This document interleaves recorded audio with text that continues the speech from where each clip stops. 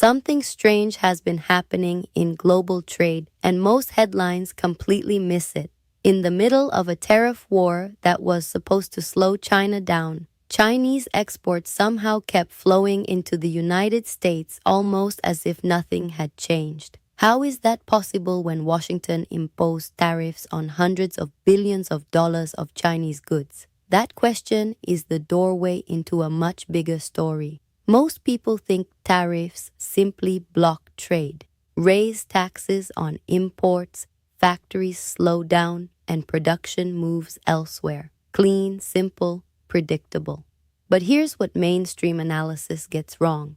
Global supply chains are not static. They're fluid, adaptive, and sometimes deliberately opaque. And nowhere understands this better than China. Let me show you the numbers that matter. In 2017, before the tariff escalation, the United States imported roughly $505 billion of goods directly from China. After several rounds of tariffs starting in 2018, economists expected that figure to collapse. Instead, something curious happened. By 2023, direct imports from China fell, but imports from Vietnam surged to more than $114 billion.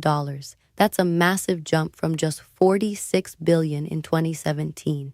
Coincidence or strategy? Stay with me because what comes next changes how you understand global trade. To really grasp what's happening, you need to look at what I call 3 systems of modern export power. Not one system, 3. And China has been quietly mastering all of them. System number 1 is supply chain shadow routing. System number 2 is regional manufacturing ecosystems. And system number 3 is what I call tariff geometry. If you understand these 3 forces, the headlines about tariffs, trade wars, and decoupling suddenly look very different. Let's start with the first system, shadow routing. Here's what nobody tells you. A tariff only works if the origin of a product is clear and fixed. But in the real world, origin is surprisingly flexible. Components cross borders multiple times. Assembly can happen in different locations, and value is added in layers. When I spoke with logistics managers in Shenzhen a few years ago, one of them laughed when I asked if tariffs were hurting shipments. He told me something that stuck with me. He said the question is not whether a product is Chinese. The question is where the last meaningful transformation happens. That phrase matters more than most people realize. Because under global trade rules, the country where a product undergoes its final substantial transformation often determines its official origin. Let me show you what this actually means. Imagine electronic components manufactured in Guangdong. Circuit boards, chips, wiring harnesses. These parts move across the border into Vietnam. In a factory outside Hanoi, workers assemble the final product. Packaging, testing, final integration. Suddenly, the export label changes. Not China, Vietnam. This is the part that should surprise you. Vietnam's exports to the United States in categories heavily targeted by China tariffs exploded. Furniture shipments rose by more than 180% in 5 years. Electronics exports doubled. Solar equipment shipments increased so quickly that U.S. investigators opened multiple anti-circumvention probes.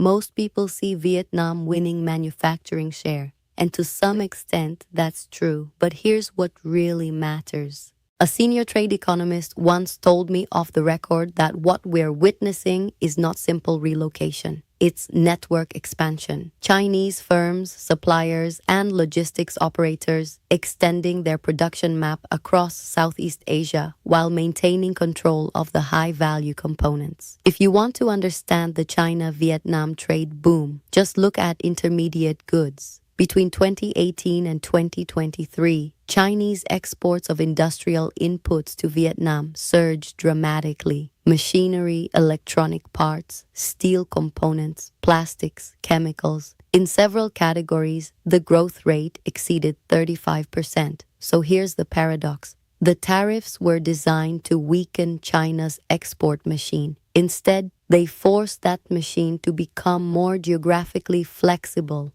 The weapon that was supposed to create pressure actually accelerated adaptation. But shadow routing alone doesn't explain the full story, because if that were the only mechanism, the scale we're seeing wouldn't be possible. There's a second system operating behind the scenes, and it's far more sophisticated than most analysts realize. And once you see it, you'll understand why the China-Vietnam connection may be only the beginning. So here's the second force at work, and this one operates very differently from simple shadow routing. If the first system was about moving products across borders strategically, the second system is about redesigning where production actually happens. And this is where Vietnam becomes far more than a convenient waypoint. It becomes part of a regional manufacturing ecosystem that China helped build. But here's the question most analysts never ask. Why Vietnam specifically? Why did exports reroute through Vietnam instead of, say, Indonesia, Mexico, or India? Let me show you the numbers that matter. In 2010, China exported roughly $24 billion worth of goods to Vietnam. By 2023, that number exceeded $161 billion.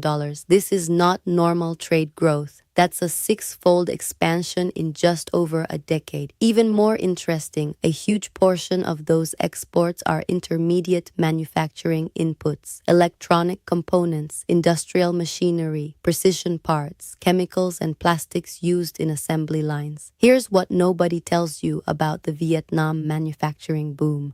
A large share of the factories operating there are either Chinese-owned, Chinese-financed, or deeply integrated into Chinese supply chains. When I talked to supply chain consultants working in Southeast Asia, one of them told me something fascinating. He said if you walk through industrial parks around Bac Ninh or Hai Phong, you'll see Vietnamese workers assembling products, but the machinery, management systems, and supplier networks often trace back to China. This is the part that should surprise you. Vietnam didn't replace China. In many cases, Vietnam became an extension of China's manufacturing system. Think about the geography for a moment. Shenzhen to Hanoi is about 800 kilometers. That's closer than many internal Chinese logistics routes. Trucks cross the border daily, carrying components that will be assembled in Vietnamese factories within hours of arrival. Now, ask yourself a simple question. If the parts are Chinese, the machinery is Chinese, and the design is Chinese, what exactly changed? The export label. This is what I call the regional manufacturing paradox. Most people think global supply chains are shifting away from China. But here's what's really happening. Chinese companies are repositioning parts of their manufacturing networks across nearby countries while keeping the technological core at home. Let me give you a concrete example. Electronics manufacturing. After the tariff escalation, several major Chinese electronics suppliers quietly expanded operations in northern Vietnam. Assembly plants appeared near the Chinese border, specializing in final stage production, casing installation, wiring, packaging, testing. The high-value components still came from China. The final export paperwork came from Vietnam, and the finished product entered the United States with significantly lower tariffs.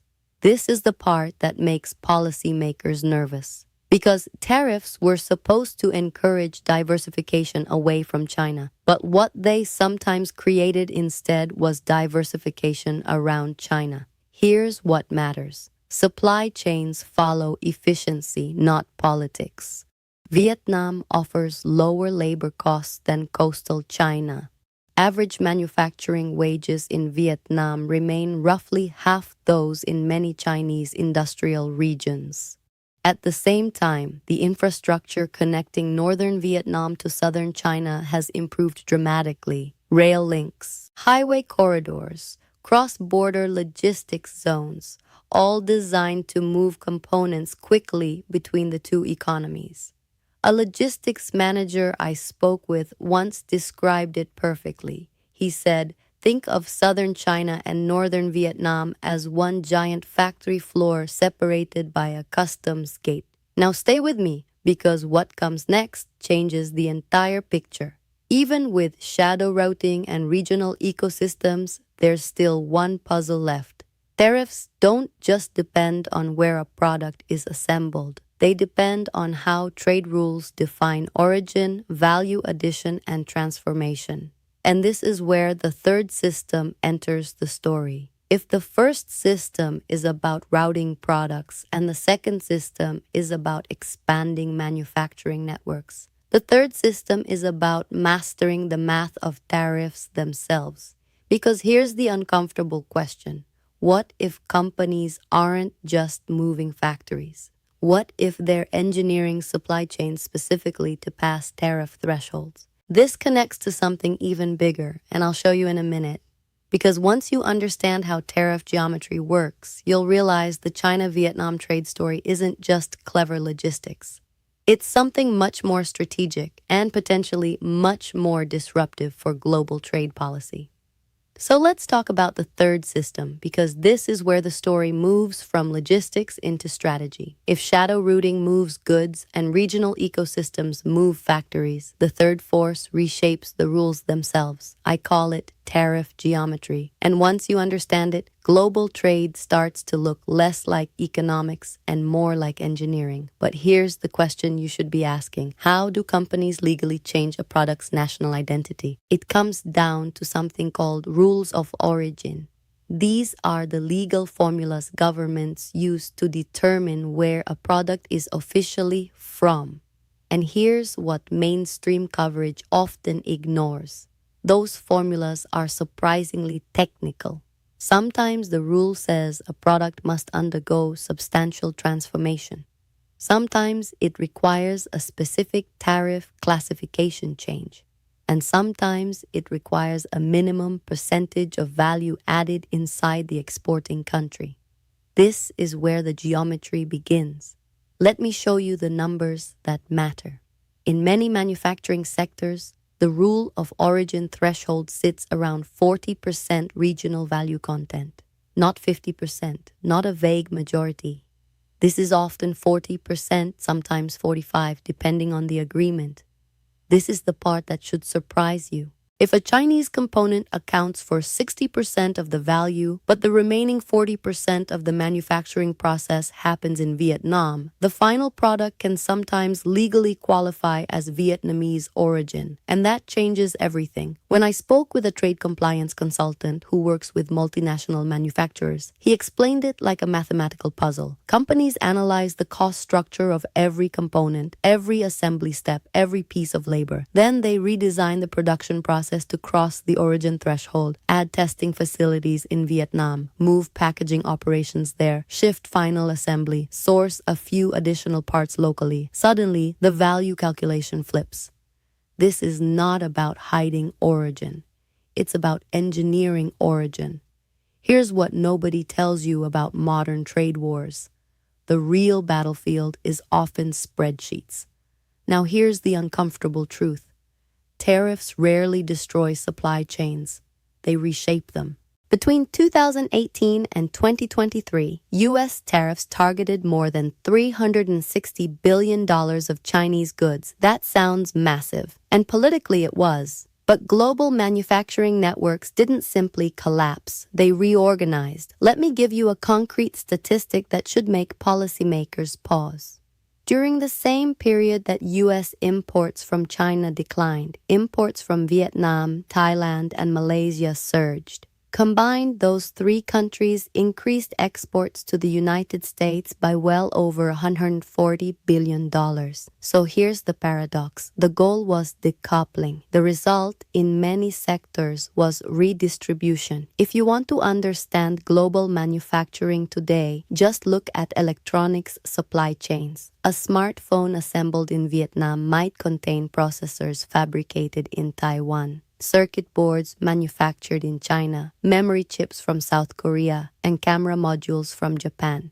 The final label reflects the last stage of transformation, but the ecosystem behind it spans half the world. I remember speaking with a factory supervisor during a visit to the Pearl River Delta. He pointed at a logistics map on the wall showing routes into Vietnam, Laos, and Thailand. He said something that stuck with me. Factories don't disappear, they migrate. And here's what makes people uncomfortable. Many of the companies building factories in Vietnam are not Western firms fleeing China. They're Chinese firms expanding outward. According to several industry estimates, Chinese investment in Vietnamese manufacturing surged dramatically after 2018. In some industrial zones near the Chinese border, Chinese-speaking managers and engineers make up a large portion of the technical workforce. This is the part that should terrify policymakers who thought tariffs would create clean economic separation. Because what we're seeing isn't decoupling. It's supply chain evolution. And once you start seeing it this way, a bigger question emerges. If China can extend its manufacturing network across Southeast Asia while maintaining control of key components, what does that mean for the future of global trade power? Because the final piece of this puzzle isn't just about Vietnam. It's about how flexible supply chain networks might redefine economic influence itself. And when we connect all three systems together, shadow routing, regional manufacturing ecosystems, and tariff geometry, you begin to see a completely different picture forming. But the real implications go far beyond tariffs. And in the final part, I'm going to pull this entire framework together and show you the three scenarios that could define the next decade of global trade. Now let me pull this together because when you step back and connect these three systems, a very different picture of global trade emerges. Most people think the story is simple. Tariffs hit China. Factories move elsewhere, and the world slowly decouples. Clean narrative, easy headline. But here's what mainstream analysis still gets wrong. What we're actually seeing is the rise of what I call the distributed export engine, and China is at the center of it. Think about the three systems we just explored. First, shadow routing allows products and components to move through multiple countries before reaching final markets. Second, regional manufacturing ecosystems extend China's industrial capacity into nearby economies like Vietnam. And third, tariff geometry lets companies legally engineer supply chains to meet origin thresholds. Separate, these systems look like normal trade adjustments. Together, they form something far more powerful, a flexible export network that can adapt faster than policy can respond. Let me show you what this actually means. In 2023, Vietnam exported more than $114 billion in goods to the United States. That's a staggering number considering Vietnam's entire GDP was only about $409 billion. But here's what matters even more.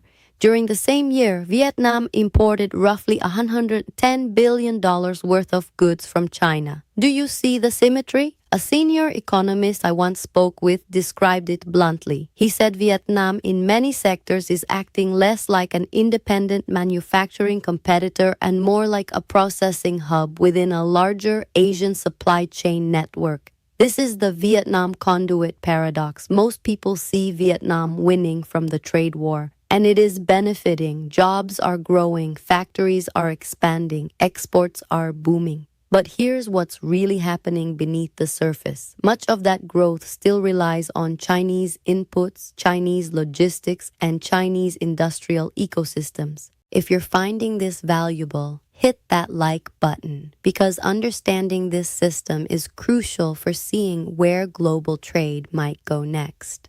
Now here's the uncomfortable question. What happens if governments try to close this loophole? Because policymakers in Washington and Brussels are starting to notice these patterns. There have already been anti-circumvention investigations into solar panels, steel products, and electronics routed through Southeast Asia. In one solar case alone, investigators examined shipments worth over $12 billion to determine whether Chinese components were being repackaged through neighboring countries. But here's the part that should surprise you.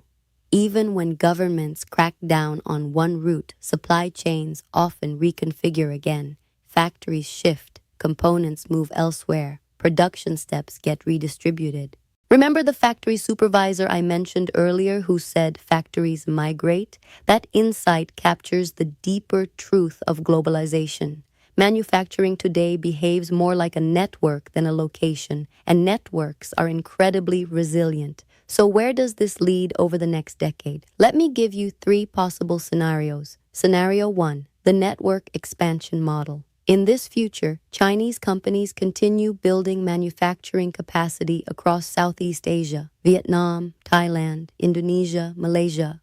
Components remain heavily Chinese, while final assembly spreads across the region. The export engine becomes even more distributed. Scenario 2, the regulatory escalation model. Governments tighten rules of origin, impose broader tariffs on entire supply chains, and aggressively investigate circumvention. This slows some trade flows, but also increases costs globally. Supply chains become more complex rather than simpler. Scenario 3, the bifurcated trade system. This is the most dramatic scenario. The world gradually splits into overlapping economic blocks. One supply network centered on the United States and its allies, another anchored around China's manufacturing ecosystem. But here's the key insight most people miss. Even in that third scenario, the networks would still overlap in surprising ways because global manufacturing is deeply interconnected, and untangling it completely would require changes far more dramatic than tariffs. So the next time you hear that exports from China are falling while Vietnam's exports are booming, ask a deeper question. Where are the components coming from? Who owns the factories? And who controls the supply chains behind the label? Because if you want to understand the future of global economic power, just look at how adaptable these manufacturing networks have become. Now I'm curious what you think. Do you believe tariffs can truly separate global supply chains? Or will companies always find new routes through networks like the China-Vietnam corridor? Let me know in the comments. And if you want more deep analysis on geopolitics, global trade, and the shifting balance of economic power, make sure you subscribe.